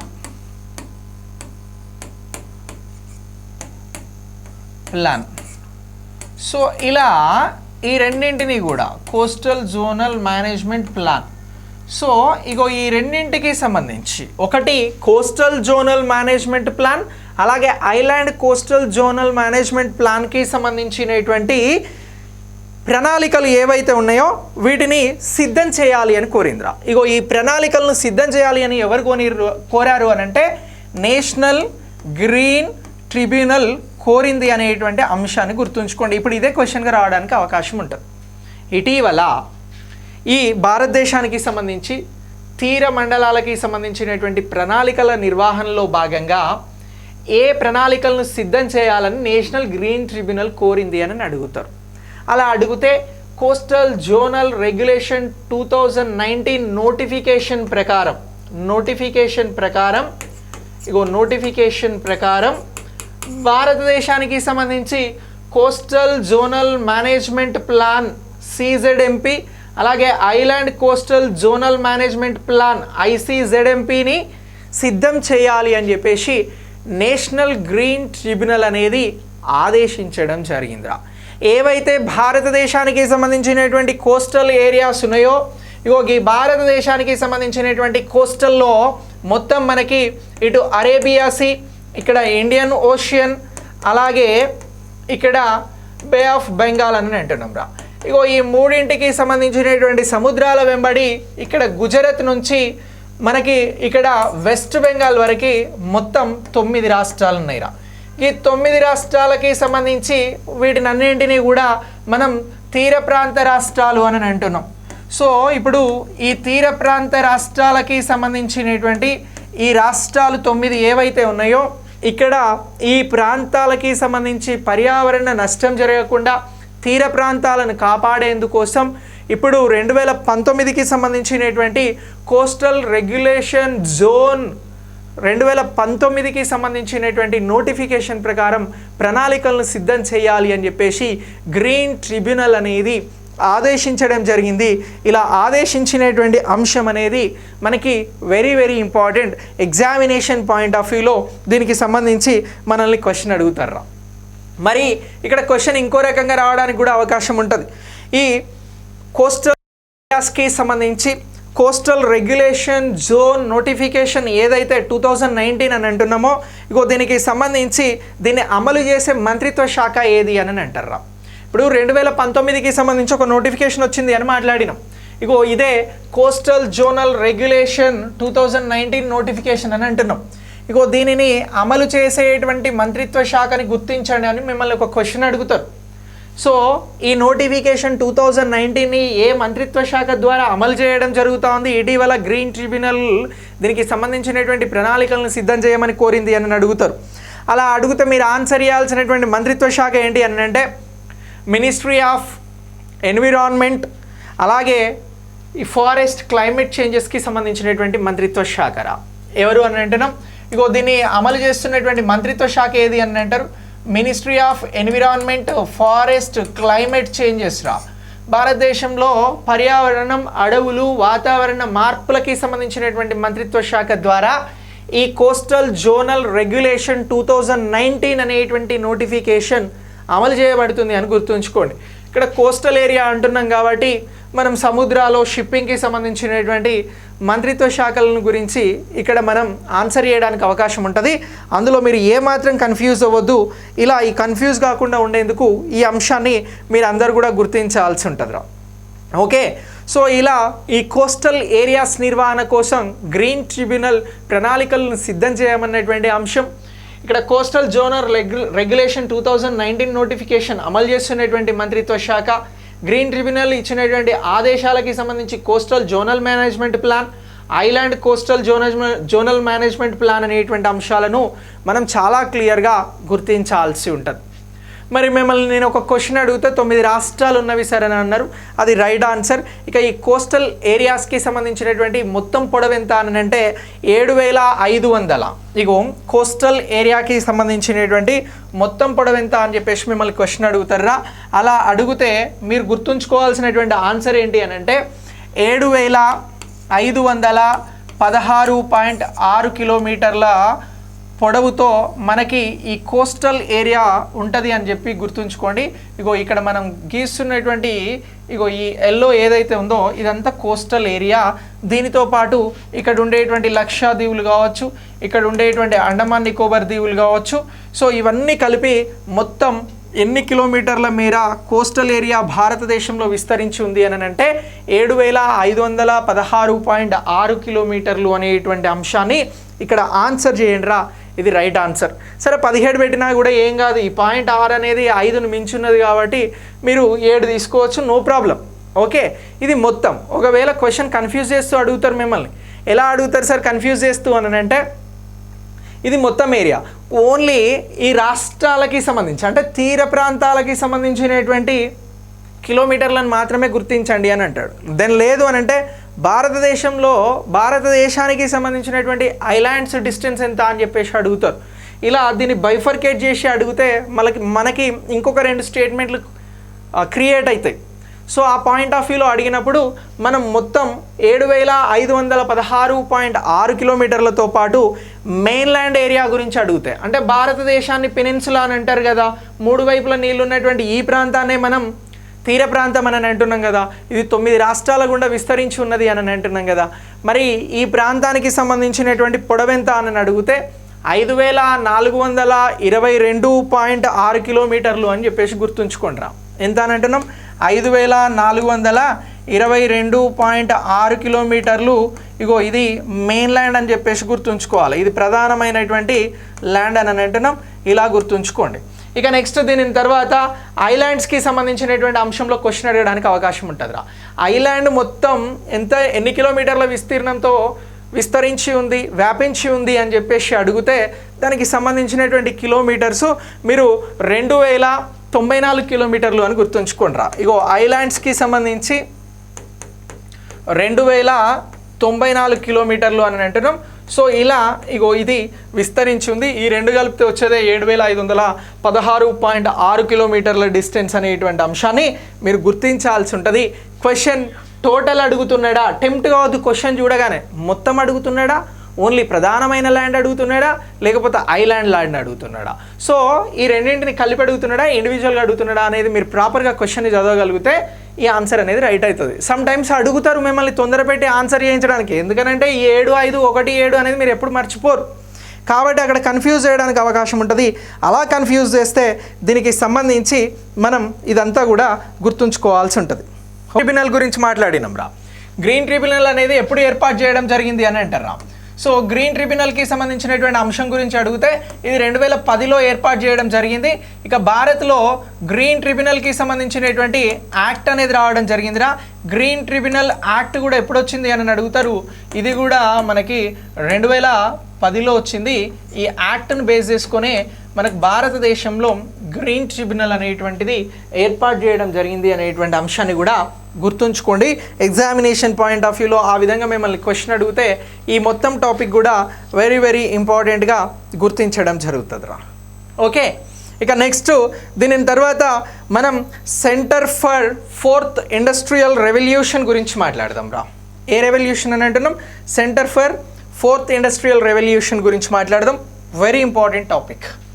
So ఇప్పుడు సింపుల్గా చెప్పాలి అని అంటే 4th ఇండస్ట్రియల్ రెవల్యూషన్ అని చెప్పేసి రాస్తున్నారా నేను.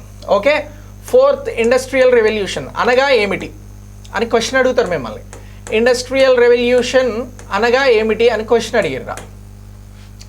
ఇండస్ట్రియల్ రెవల్యూషన్ ఇది మనకి ఏ విధంగా ఎగ్జామ్లో కనబడుతున్నది అనేది నేను ఒక అంశం చెప్తా, దీన్ని గుర్తుంచుకోర్రా. సెంటర్ ఫర్ 4th ఇండస్ట్రియల్ రెవల్యూషన్ని ఎక్కడ ఏర్పాటు చేస్తూ ఉన్నారు అని అంటే హైదరాబాద్లో ఏర్పాటు చేయడం జరుగుతూ ఉందిరా. తెలంగాణ రాజధాని అనేటువంటి హైదరాబాద్లో ఇగో దీనిని ఏర్పాటు చేస్తూ ఉన్నారు. హైదరాబాద్లో ఏం ఏర్పాటు చేశారు అని అంటే centre for 4th industrial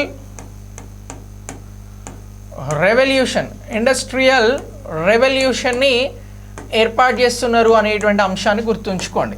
right, so ఇది ప్రస్తుత అంశం. ఇగో ఈ ఏర్పాటుకి సంబంధించి ఇదే మన కరెంట్ అఫైర్స్. అయితే ఈ ఏర్పాటు ఏదైతే ఉన్నదో దీనికోసం ఒప్పందం జరిగిందిరా. ఎవరెవరి మధ్యన జరిగింది? తెలంగాణ ప్రభుత్వానికి అలాగే మరొకటి ఏంటి అని అంటే ఈ ప్రభుత్వంతో పాటు WEF రా, వరల్డ్ ఎకానమీ ఫోరం దావోస్ స్విట్జర్లాండ్లో జరుగుతుంది అని అన్నాం కదా. జనవరి 15 నుంచి 19 వరకు జరుగుతూ ఉంది. ఈ రోజు వరకు జరిగింది, అయిపోయింది. సో ఇప్పుడు హైదరాబాద్లో సెంటర్ ఫర్ 4th ఇండస్ట్రియల్ రెవల్యూషన్స్ని ఏర్పాటు చేస్తాము అని చెప్పారు.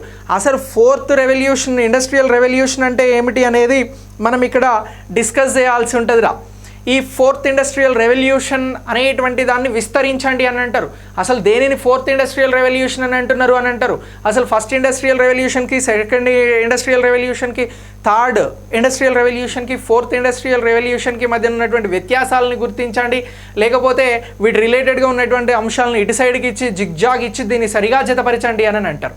సో ఎలా అడిగినా కూడా మనం క్వశ్చన్కి ఆన్సర్ అనేది చేయాల్సి ఉంటుంది. ఎందుకనంటే ఇది రిలేటెడ్గా మన తెలంగాణ రాష్ట్రానికి సంబంధించినటువంటి అంశం కాబట్టి, ఎగ్జామ్లో ఇక్కడ నుంచి బిట్ ఉంటుంది కాబట్టి. సో ఇప్పుడు మనం ఈ ఇండస్ట్రియల్ రెవల్యూషన్కి సంబంధించినటువంటి అంశాలను గురించి మాట్లాడదాం. వెరీ గుడ్ చిన్న సాయి. సో ఇప్పుడు 4th ఇండస్ట్రియల్ రెవల్యూషన్ అంటే క్లియర్ చేసి 1, 2, 3 గురించి కూడా చాలా క్లియర్గా చెప్తా. సో ఇప్పుడు 4th ఇండస్ట్రియల్ రెవల్యూషన్ మీద క్వశ్చన్ వస్తుంది అనేది నా గెస్ రా. సో ఆ పాయింట్ ఆఫ్ వ్యూలో మిమ్మల్ని క్వశ్చన్ అడిగితే ప్రస్తుతం మనం వాడుతున్నటువంటివే ఈ 4th ఇండస్ట్రియల్ రెవల్యూషన్కి సంబంధించినటువంటి అంశాలుగా మీరు గుర్తించాల్సి ఉంటుందిరా. సరే ఏమిటి సార్ ఇందులో 4th ఇండస్ట్రియల్ రెవల్యూషన్కి సంబంధించానంటే AI టెక్నాలజీ రా, ఆర్టిఫిషియల్ ఇంటెలిజెన్స్ టెక్నాలజీ అని అంటున్నాం. ఇగో ఇది మనకు దేనిలో భాగంగా ఉంటుంది సార్ అని అంటే 4th ఇండస్ట్రియల్ రెవల్యూషన్లో భాగంగా ఉంటుంది అనేటువంటి అంశాన్ని మీరెవరు కూడా మర్చిపోవద్దు. ఓకేనా?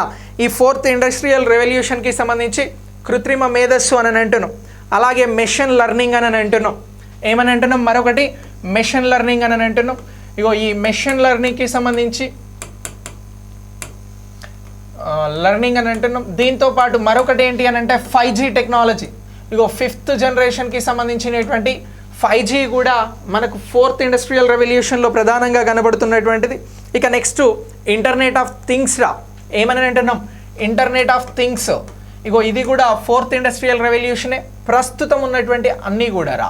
ఇక నెక్స్ట్ దీంతో పాటు రోబోటిక్ టెక్నాలజీ, అలాగే నెక్స్ట్ దీని తర్వాత మరొకటి ఏంటంటే కంప్యూటింగ్, స్పీడ్ కాలిక్యులేషన్కి సంబంధించినటువంటి అంశాలు, కంప్యూటింగ్.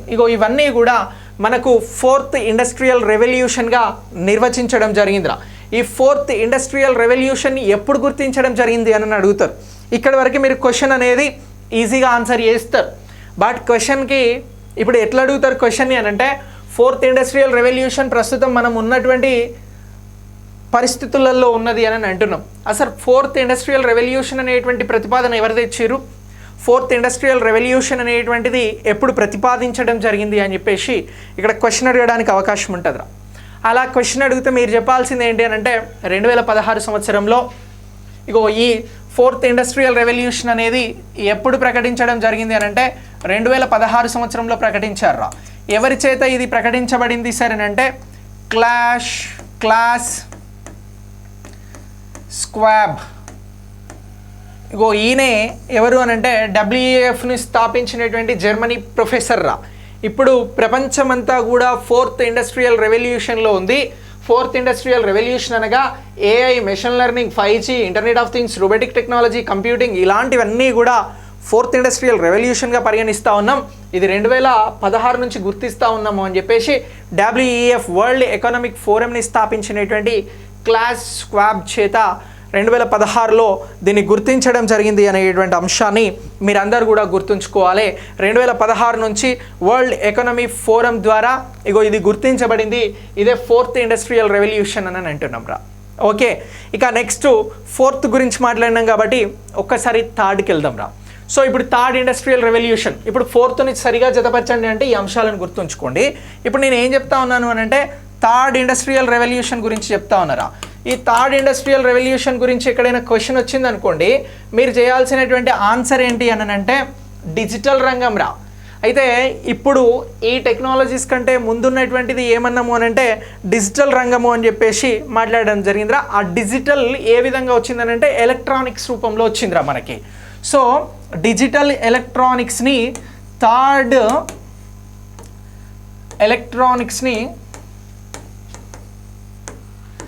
రెవల్యూషన్గా పిలవడం జరిగిందిరా. ఓకేనా, మనం ఇంతకుముందు కలర్ టీవీలు అవి వాడినాం కదా, అదంతా కూడా కంప్యూటర్స్కి సంబంధించినటువంటి స్టార్టింగ్ దశ, తర్వాతి దశలను వీటన్నింటినీ కూడా 3rd రెవల్యూషన్గా పరిగణించడం జరుగుతుంది. రైట్, ఇక నెక్స్ట్ 2nd రెవల్యూషన్ అంటే ఏమిటి సార్ అని అంటారు. ఓకేనా, 2nd రెవల్యూషన్ గురించి అడిగితే మనం మాస్ ప్రొడక్షన్ గురించి చెప్పాల్సి ఉంటుందిరా. అంటే ఎక్కువ ప్రొడక్షన్ ఎలా వచ్చింది, 2nd రెవల్యూషన్కి సంబంధించినటువంటి దాన్ని సరిగా గుర్తించండి అని మిమ్మల్ని క్వశ్చన్ అడిగింది అనుకోండి. 2nd ఇండస్ట్రియల్ రెవల్యూషన్ అనగా ఏమిటి అని అంటే మాస్ ప్రొడక్షన్ అని అంటున్నాం రా. ఈ మాస్ ప్రొడక్షన్స్ అని అంటే ఇండస్ట్రీస్ ద్వారా వచ్చినటువంటి హ్యూజ్ లేదా మాస్ ప్రొడక్షన్ అని అంటున్నాం. ఎక్కువ ఉత్పత్తి ఏదైతే ఉందో దీన్నంతా కూడా మనం ఏమంటున్నాము అని అంటే 2nd ఇండస్ట్రియల్ రెవల్యూషన్ అని అంటున్నాం రా. ఓకే, ఇక నెక్స్ట్ స్టార్టింగ్ అంటే 1st ఇండస్ట్రియల్ రెవల్యూషన్ అని అంటే మనం ఏం చెప్పాల్సి ఉంటుంది. నెక్స్ట్ 1st ఇండస్ట్రియల్ రెవల్యూషన్ ఎప్పుడు వచ్చింది, దీనికి సంబంధించినటువంటి అంశాలను గుర్తించండి అని అంటే 1st ఇండస్ట్రియల్ రెవల్యూషన్ అనేది చేతుల ద్వారా వస్తువుల ఉత్పత్తి నుంచి ఇది మిషన్ల ద్వారా వస్తువుల ఉత్పత్తి జరిగిందిరా. ఎలా మారింది అని అంటున్నాం, ఇది చేతుల ద్వారా వస్తువులకి సంబంధించినటువంటి వస్తు ఉత్పత్తి అనేది జరిగింది. ఇది కాస్త ఏమైంది అని అంటే మిషన్స్ ద్వారా చేయడం మొదలైంది. సో ఇలా ఈ మిషన్స్ ద్వారా వచ్చినటువంటి ప్రొడక్ట్స్ని లేదా ఉత్పత్తులని మనం 1st ఇండస్ట్రియల్ రెవల్యూషన్ అని అంటున్నాం. సో ఇది ఎప్పుడు మొదలైంది సార్ అని అంటే 1760స్లో మొదలైందిరా. అంటే 17th సెంచరీలో మొదలైంది అనేటువంటి అంశాన్ని మీరందరూ కూడా ఇక్కడ గుర్తించాల్సి ఉంటుంది. ఇలా మనకి 4 రకాల ఇండస్ట్రియల్ రెవల్యూషన్స్ అనేవి ఉన్నవి. వీటి మీద క్వశ్చన్ అడుగుతారు. ప్రపంచంలో ఇప్పుడు నడుస్తున్నటువంటి ఇండస్ట్రియల్ రెవల్యూషన్ ఎన్నోది అని అంటారా. 4th ఇండస్ట్రియల్ రెవల్యూషన్ అని చెప్పాలి. 4th ఇండస్ట్రియల్ రెవల్యూషన్ అనగా ఏమిటి అని అడుగుతారు. అలా అడిగితే ఆర్టిఫిషియల్ ఇంటెలిజెన్స్ అని అంటున్నాం.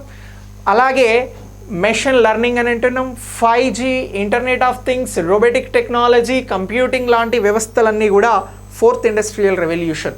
మరి థర్డ్ ఇండస్ట్రియల్ రెవల్యూషన్ అంటే ఏమిటి అని అంటే డిజిటల్ ఎలక్ట్రానిక్స్కి సంబంధించినటువంటి పురోగతి ఏదైతే సాధించబడిందో అదంతా కూడా థర్డ్ ఇండస్ట్రియల్ రెవల్యూషన్ అని అంటున్నాం. సెకండ్ ఇండస్ట్రియల్ రెవల్యూషన్ అని అంటే ఇండస్ట్రీస్ ద్వారా మాస్ ప్రొడక్షన్ ఏదైతే వచ్చిందో దాన్ని సెకండ్ ఇండస్ట్రియల్ రెవల్యూషన్ అని అంటున్నాం. ఫస్ట్ ఇండస్ట్రియల్ రెవల్యూషన్ అని అంటే ఇది మొదటిసారి 17వ శతాబ్దంలో స్టార్ట్ అయింది. చేతుల ద్వారా వస్తువుల ఉత్పత్తి నుంచి మిషన్స్ ద్వారా వస్తు ఉత్పత్తి ప్రారంభమైనటువంటి ప్రక్రియనే మొదటి పారిశ్రామిక విప్లవము అని అంటున్నాం. సో ఇలా మనకి 4 పారిశ్రామిక విప్లవాలు ఉన్నాయి. ప్రస్తుతం 4వ పారిశ్రామిక విప్లవంలో ప్రపంచం ఉంది అని చెప్పేసి 2016లో వరల్డ్ ఎకానమీ ఫోరంకి ఎగ్జిక్యూటివ్ చైర్పర్సన్గా ఉన్నటువంటి క్లాస్ స్క్వాబ్ చేత గుర్తించడం జరిగింది అనేటువంటి అంశాన్ని మీరు గుర్తుంచుకుంటే 1 మార్క్ వస్తుంది. రైట్. సో ఇలా ఈ అంశం అనేది వెరీ వెరీ ఇంపార్టెంట్ రా. ఆ పాయింట్ ఆఫ్ వ్యూలో మిమ్మల్ని క్వశ్చన్ అడిగితే వీటికి సంబంధించినటువంటి ముఖ్యమైనటువంటి అంశాలుగా గుర్తుంచుకుంటారా. ఇక మనకి మన యాపిల్ అడిగినట్టు ఇక్కడ వీటికి సంబంధించి ఎప్పుడు స్టార్ట్ అయింది సరే అని అడిగితే ఈ ఫస్ట్ ఇండస్ట్రియల్ రెవల్యూషన్ అనేది మనకి 17th సెంచరీలో వచ్చింది అని అంటున్నాం రా. ఇక second industrial revolution mass production అనేది మనకు 19th అండ్ 20th సెంచరీలో ఇది కనబడుతూ ఉంటుంది రా. ఇక నెక్స్ట్ డిజిటల్ ఎలక్ట్రానిక్స్ అనేవి మనకి 1960 తర్వాత లేదా 50 తర్వాత కనబడుతూ ఉందిరా. ఇక ప్రస్తుతం ఉన్నది 2016లో ప్రారంభమైంది. సో ఇలా ఈ అంశాలని ఇయర్స్ వైజ్గా అడిగితే ఇలా గుర్తించండి. క్లియర్. దీని తర్వాత మనం మరొక టాపిక్ గురించి మాట్లాడదాం రా. మరొక టాపిక్ ఏంటి అని అంటే యాదాద్రి టెంపుల్, తెలంగాణలో ఉన్నటువంటి వర్గల్ సరస్వతి టెంపుల్ గురించి మాట్లాడాలరా. ఈ టెంపుల్స్ మీద మనల్ని క్వశ్చన్ అడగడానికి అవకాశం ఉంటుంది. ఏ విధమైనటువంటి క్వశ్చన్ అని అంటే ఈ 2 ఆలయాలకి సంబంధించి తెలంగాణలో ఒక ప్రత్యేకమైనటువంటి గుర్తింపు వచ్చిందిరా. ఈ 2 ఆలయాలకి ఇటీవల ఏ గుర్తింపు వచ్చింది అని చెప్పేసి ఎక్కడైనా అడిగితే blissful hygienic offering to God అనేటువంటి జాతీయ గుర్తింపు వచ్చింది అని చెప్పేసి గుర్తుంచుకుంటారా. సో ఏ టెంపుల్స్కి అని అంటున్నాం, యాదాద్రి లక్ష్మీ నరసింహస్వామికి సంబంధించి యాదాద్రి భువనగిరి యాదాద్రి జిల్లాలో ఉంటుంది. అలాగే మరొక టెంపుల్ ఏదని అంటున్నాం వర్గల్కి సంబంధించినటువంటి టెంపుల్ రా. సో ఇలా ఈ 2 టెంపుల్స్కి సంబంధించి ఏ గుర్తింపు ఇటీవల జాతీయ గుర్తింపు రావడం జరిగింది అని అంటే ఈ 2 టెంపుల్స్కి సంబంధించి బ్లెస్ఫుల్ హైజీనిక్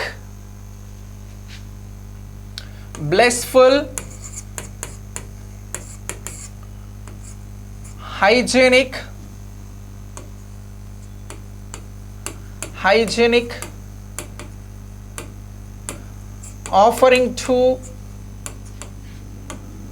గాడ్ అనేటువంటి ఒక జాతీయ గుర్తింపు అనేది రావడం జరిగిందిరా.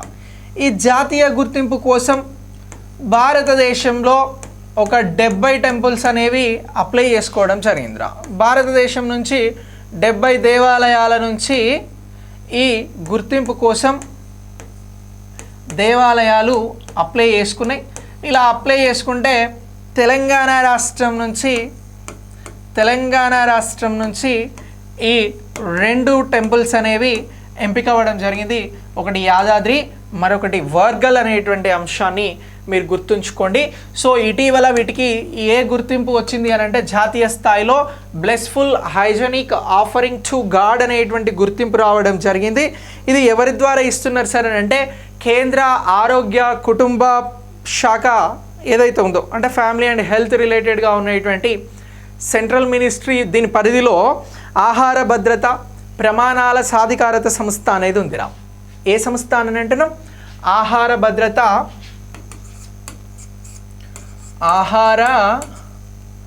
భద్రత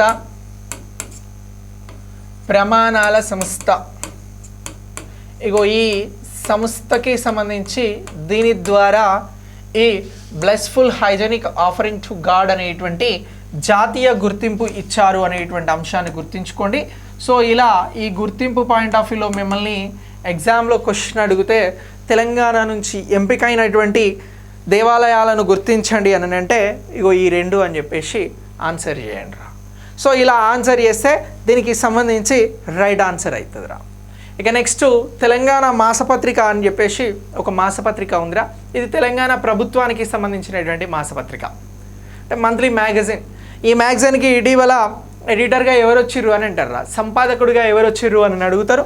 ఇగో తెలంగాణ మాసపత్రిక దేనికి సంబంధించింది అని అంటే రాష్ట్ర ప్రభుత్వానికి సంబంధించింది. తెలంగాణ మాసపత్రిక సంపాదకుడు ఎవరు అని ఎక్కడైనా అడిగిరు అనుకోండి, అలా అడిగితే మీరు ఏం చేస్తారు అని అంటే, ఇప్పుడు కాంగ్రెస్ ప్రభుత్వం ఏర్పాటైంది కదా, ఇగో ఇలా ఏర్పాటైనటువంటి ఈ ప్రభుత్వం సంపాదకుడిగా ఎవరిని ఎంపిక చేసింది అని అంటే, ఇగో ఈ పేరును గుర్తుంచుకోండి, సుబ్రహ్మణ్యం రా. సో ఎవరిని ఎంపిక చేసింది అని అంటున్నాం, సుబ్రహ్మణ్య శాస్త్రి గారిని ఎంపిక చేసింది అనేటువంటి అంశాన్ని గుర్తుంచుకోండి. ఇలా ఈ సుబ్రహ్మణ్య శాస్త్రి గారి పేరు మీద ఏమైనా క్వశ్చన్ అడిగితే మీ ఆన్సర్ అనేది రైట్ అవుతుంది. ఈయన ఇంతకుముందు ఈ తెలంగాణ మాసపత్రిక, మాస సంపదన పత్రికరా, రైట్, మాసపత్రిక, నేను సంపద అని రాసిన, ఇగో మాసపత్రికకి సంబంధించినటువంటి అంశం మీద క్వశ్చన్ అడిగితే ఇది ఇంపార్టెంట్ క్వశ్చన్గా గుర్తుంచుకోండి. ఈ సుబ్రహ్మణ్య శాస్త్రి గారు ఇంతకుముందు ఈ తెలంగాణ మాసపత్రికలోనే వర్క్ చేయడం జరిగేది. సో ఈయనకి ప్రమోషన్లో కొత్తగా వచ్చినటువంటి కాంగ్రెస్ ప్రభుత్వం ఏం చేసింది అని అంటే, ఈయనని సంపాదకుడిగా నియమించడం జరిగింది. ఇలా సంపాదకుడిగా నియమించబడినటువంటి ఇతనికి సంబంధించినటువంటి అంశం అనేది మనకి ఇంపార్టెంట్ అంశం రా, రైట్. ఇక నెక్స్ట్ తెలంగాణ శాసన వ్యవస్థ ఏదైతే ఇటీవల ఎన్నికైనటువంటి నామినేట్ అయినటువంటి రాజకీయ నాయకులు ఉన్నారో వీరంతా కూడా శాసన వ్యవస్థలో శాసనాలను చేస్తారు ప్రజలకి సంబంధించి. ఈ శాసన వ్యవస్థకి సంబంధించి ఒక సెక్రటేరియట్ ఉందిరా. ఈ సెక్రటేరియట్కి సంబంధించిన సలహాదారునిగా ఇటీవల ఎవరు నియమించబడ్డారు అని అడుగుతారా. సో అలా అడిగితే మనం ఇగో శాసన వ్యవస్థ తెలంగాణ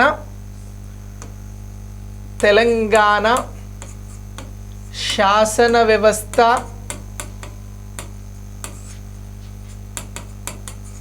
సచివాలయం, సెక్రటేరియట్, సచివాలయ సలహాదారు ఎవరు కొత్తగా నియమించబడ్డారు కాబట్టి ఈ పేరును ఒకసారి గుర్తుంచుకునే ప్రయత్నం చేయండి. ఇగో ఈ పేరును గురించి వస్తే మనం చెప్పాల్సింది ప్రసన్న కుమార్ నియమించబడ్డారు. ఎవరు అని అంటున్నాం, ప్రసన్న కుమార్ గారు నియమించబడ్డారు. ఇక ఈయన పార్లమెంట్లో కానీ సంసద్ అంటే లోక్సభకి సంబంధించి రాజ్యసభకి సంబంధించినటువంటి టీవీ ఏర్పాటులో కానీ స్పీకర్కి సంబంధించినటువంటి ఓఎస్డీగా కానీ న్యూఢిల్లీకి సంబంధించినటువంటి ప్రసార భారతి లాంటి వాటిల్లో కానీ మంచి అనుభవం ఉన్నటువంటి వారే ఈ ప్రసాద్ కుమార్ గారు. ఈ ప్రసాద్ కుమార్ గారు తెలంగాణ శాసన వ్యవస్థ సచివాలయ సలహాదారుగా ప్రస్తుతం నియమించబడడం జరిగింది. ఒక సింపుల్ క్వశ్చన్ అడుగుతా, ఆన్సర్ ఏంట్రా మీరంతా. తెలంగాణ శాసన వ్యవస్థకి సంబంధించి మనకి శాసనసభ ఉంటుంది, శాసన మండలి ఉంటుంది. శాసనసభలో సభ్యుల సంఖ్య ఎంత, శాసన మండలిలో సభ్యుల సంఖ్య ఎంత చెప్పండి, రైట్. ఇగో తెలంగాణ శాసనసభ మీరు చెప్తే ఇటు రాసుకుంటా, సభ్యుల సంఖ్యనే నేను పేర్లు అడగలే, రైట్, సభ్యుల సంఖ్య అని అంటున్నాం. ఇక ఇటు శాసన మండలి సభ్యుల సంఖ్య, రైట్. చేశారా answer? Very good, very good. సంబంధించి మాట్లాడితే ఇగో తెలంగాణకి సంబంధించి మొత్తం అని అడిగిన నేను, ఓకే, మొత్తం అడిగితే మీరు చాలా క్లియర్గా ఉండాలి, రైట్. ఇక్కడ మీరు చెప్పినటువంటి సంఖ్య సరైనదేరా, 40 మంది ఈ శాసన మండలిలో ఉంటారు, కౌన్సిల్లో ఉంటారు, రైట్. కానీ తెలంగాణ శాసనసభకి సంబంధించినటువంటి ఈ శాసనసభ మీద క్వశ్చన్ అడిగితే 119 మంది మనకి నేరుగా ఎన్నుకోబడతారా. ఇగో నేరుగా ప్రజల చేత ఎన్నుకోబడతారు. ఈ అంశాన్ని గుర్తుంచుకోండి, రైట్. ఇంకొక అంశం ఏంటి అని అంటే, ఒకరు ఆంగ్లో ఇండియన్ రా. ఎవరు అని అంటున్నాం, ఆంగ్లో ఇండియన్ నామినేట్ చేయబడతాడు తెలంగాణలో, రైట్. నేను మొత్తం అని అడిగిన, మీరు మళ్ళా సార్ గిట్లుంటుందా అని అనొద్దు, ఇండియన్ నామినేట్, రైట్. ఇప్పుడు చెప్పండి రా సంఖ్య ఎంతను. ఇది 119 + 1 120 + 40 మొత్తం ఎంత అని అంటున్నాం, 160, రైట్. ఈ అంశాన్ని గుర్తుంచుకోండి. క్వశ్చన్ ఎట్లా వస్తుంది, దాన్ని ఎట్లా ఆన్సర్ చేస్తున్నారు అనేటువంటి అంశంలో మీకు చాలా చాలా క్లారిటీ ఉండాలి. ఇక క్లారిటీని చెప్పేందుకే ఈ అంశాన్ని అడిగిన నేను. మనం బేసిక్గా తెలంగాణలో శాసనసభ సభ్యుల సంఖ్య ఎంత రా అని అంటే 119 అని అంటాం. ఒకవేళ మొత్తం ఎంత, ప్రత్యక్షంగా ఎన్నుకోబడేది ఎంత, నామినేట్ చేయబడేది ఎంత అని అంటే మొత్తం 120 119 మంది వివిధ కాన్స్టిట్యున్సీస్ నుంచి ప్రజల చేత ఎన్నుకోబడతారు తెలంగాణ రాష్ట్రంలో. ఒకరు ఆంగ్లో ఇండియన్ శాసనసభకి నామినేట్ అవుతారు. మొత్తం 120 అనేటువంటి అంశాన్ని గుర్తుంచుకోండి. ఇక 40 మీరు చెప్పింది రైటే, కౌన్సిల్కి సంబంధించి మొత్తం 160 అనేటువంటి అంశం ఇక్కడ సరైనటువంటి ఆన్సర్గా గుర్తించాల్సి ఉంటుంది. తర్వాత మనం మరొక అంశం గురించి మాట్లాడదాం. మరొక అంశం ఏంటి అని అంటే చిన్న అంశం రా, బియాండ్ బేసిక్స్. ఇగో బియాండ్ బేసిక్స్ అనేటువంటిది ఏమిటి అని అంటే బేసిక్స్ ఇది ఒక వార్షిక విద్యాస్థితికి సంబంధించినటువంటి నివేదికరా. ఇది ఏ ఇయర్కి సంబంధించి ఇటీవల వచ్చింది అని అంటారా? 2023కి సంబంధించి రావడం జరిగింది. ఇది ఏ ఇయర్కి సంబంధించి అని అంటున్నాం? 2023కి సంబంధించి వచ్చింది. ఇది ఏమిటి అని అంటే వార్షిక విద్యా స్థితి నివేదిక అని అంటున్నాం, రైట్? సో ఇలా ఇగో ఈ నివేదిక అనేది మీకు గుర్తుండాలి, చాలా చాలా ఇంపార్టెంట్, రైట్? ఇక ఈ నివేదికకి సంబంధించినటువంటి అంశాల మీద మిమ్మల్ని క్వశ్చన్ అడుగుతారా? ఇగో ఇటీవల దీనిని ఎవరు విడుదల చేసినారు అని అంటారు. ప్రథమ్ ఎన్జిఓ అనేటువంటిది ఈ నివేదికను విడుదల చేయడం జరిగిందిరా. ఎవరు అని అంటున్నాం? ప్రథమ్ ఎన్జిఓ. ఇగో ఈ నివేదికను 2023 సంవత్సరానికి సంబంధించి బియాండ్ బేసిక్స్ పేరుతో రిలీజ్ చేసింది. ఇది దేశంలో ఉన్నటువంటి వార్షిక విద్యాస్థితికి సంబంధించినటువంటి అంశాలను వెల్లడిస్తూ ఉంది అనేటువంటి అంశాన్ని మనం గుర్తించాల్సి ఉంటుందిరా. ఇక దేశంలో ఉన్నటువంటి గ్రామీణ భారతదేశంలోని ఎవరైతే పాఠశాలకు వెళ్ళేటువంటి విద్యార్థులు ఉన్నారో వీరిని బేస్ చేసుకొని ఈ సర్వే అనేది నిర్వహించారు. ఈ సర్వేలో భాగంగా ఎన్ని రాష్ట్రాలలో ఈ సర్వే జరిగింది అని అంటే ఒక 26 రాష్ట్రాలలో, భారతదేశంలో ఉన్నటువంటి 26 రాష్ట్రాలలో, ఇగో ఈ రాష్ట్రాలకి సంబంధించి ఎన్ని జిల్లాలలో అంటే 28 జిల్లాలలో ఈ సర్వే అనేది జరిగింది అని చెప్పేసి గుర్తుంచుకోండి.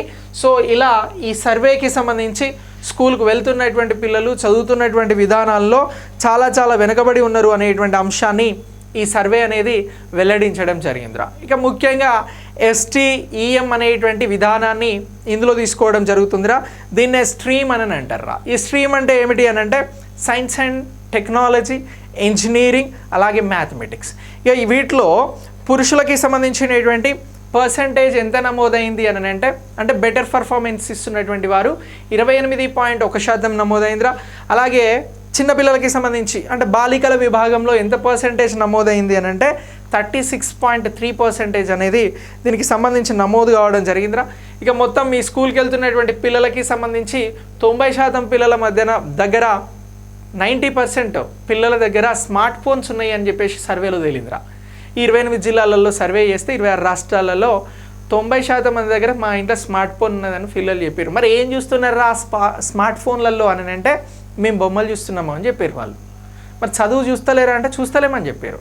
సో ఇలా ఎక్కువ మంది ఎంటర్టైన్మెంట్ కోసం ఇష్టంగా ఉన్నారు అనేటువంటి అంశాన్ని ఇక్కడ వెల్లడించడం జరిగిందిరా. సో ఇలా ఈ సర్వే బియాండ్ సర్వేను ఎవరిచ్చారు? బియాండ్ బేసిక్స్ని ఇచ్చిరు. ఇది ఏంటి అని అంటే వార్షిక విద్యాస్థితి నివేదిక 2023 అని గుర్తుంచుకోండి. దీన్ని ఎవరిచ్చారు అంటే ప్రథమ్ ఎన్జిఓ అనేటువంటిది దీన్ని రిలీజ్ చేయడం జరిగింది. ఇది 26 రాష్ట్రాలలో 28 జిల్లాలలో ఈ సర్వే జరిగింది అనేటువంటి అంశాలు మనకు ముఖ్యమైనటువంటి అంశాలు. వీటిని అన్నింటినీ కూడా గుర్తుంచుకోండి. ఇలా ఈరోజు కరెంట్ అఫైర్స్ నేను మీకు అందించడం జరుగుతూ ఉంది. ఆల్మోస్ట్ ఆల్ మనం చాలా మంచి మంచి విషయాలను కవర్ చేసినాం. సో ఇందులో ఇక్కడ బియాండ్ బేసిక్స్ అనేటువంటి సర్వే గురించి మాట్లాడినాం. తెలంగాణ శాసన వ్యవహారాలకి సంబంధించినటువంటి సచివాలయం సెక్రటరీగా ప్రసన్న కుమార్ వచ్చారు అని అన్నాం. ఈయన ఏ జిల్లా వారు అని అంటే ఖమ్మం జిల్లా వారు అని చెప్పండి. ఇక నెక్స్ట్ తెలంగాణ మాసపత్రికకి ఒక ఎడిటర్ వచ్చిండు, ఆయన పేరు ఏమిటి అని అంటే సుబ్రహ్మణ్యము అని చెప్పండి. ఇక నెక్స్ట్ దీని తర్వాత యాదాద్రి వర్గల్కి సంబంధించి blissful hygienic offering to God అనేటువంటి సర్టిఫికేట్ తెలంగాణలో పొందినటువంటి దేవాలయాలుగా చెప్పండి. ఇక నెక్స్ట్ 4th ఇండస్ట్రియల్ రెవల్యూషన్స్తో అనేటువంటి అంశం గురించి మనం మాట్లాడడం జరిగింది. సో దీనికి సంబంధించి centre for 4th industrial revolution అనేటువంటిది హైదరాబాద్లో ఏర్పాటు చేసేందుకు WEF world economic forum offer చేయడం జరిగింది, ఒప్పందం చేసుకోవడం జరిగింది. Very very important.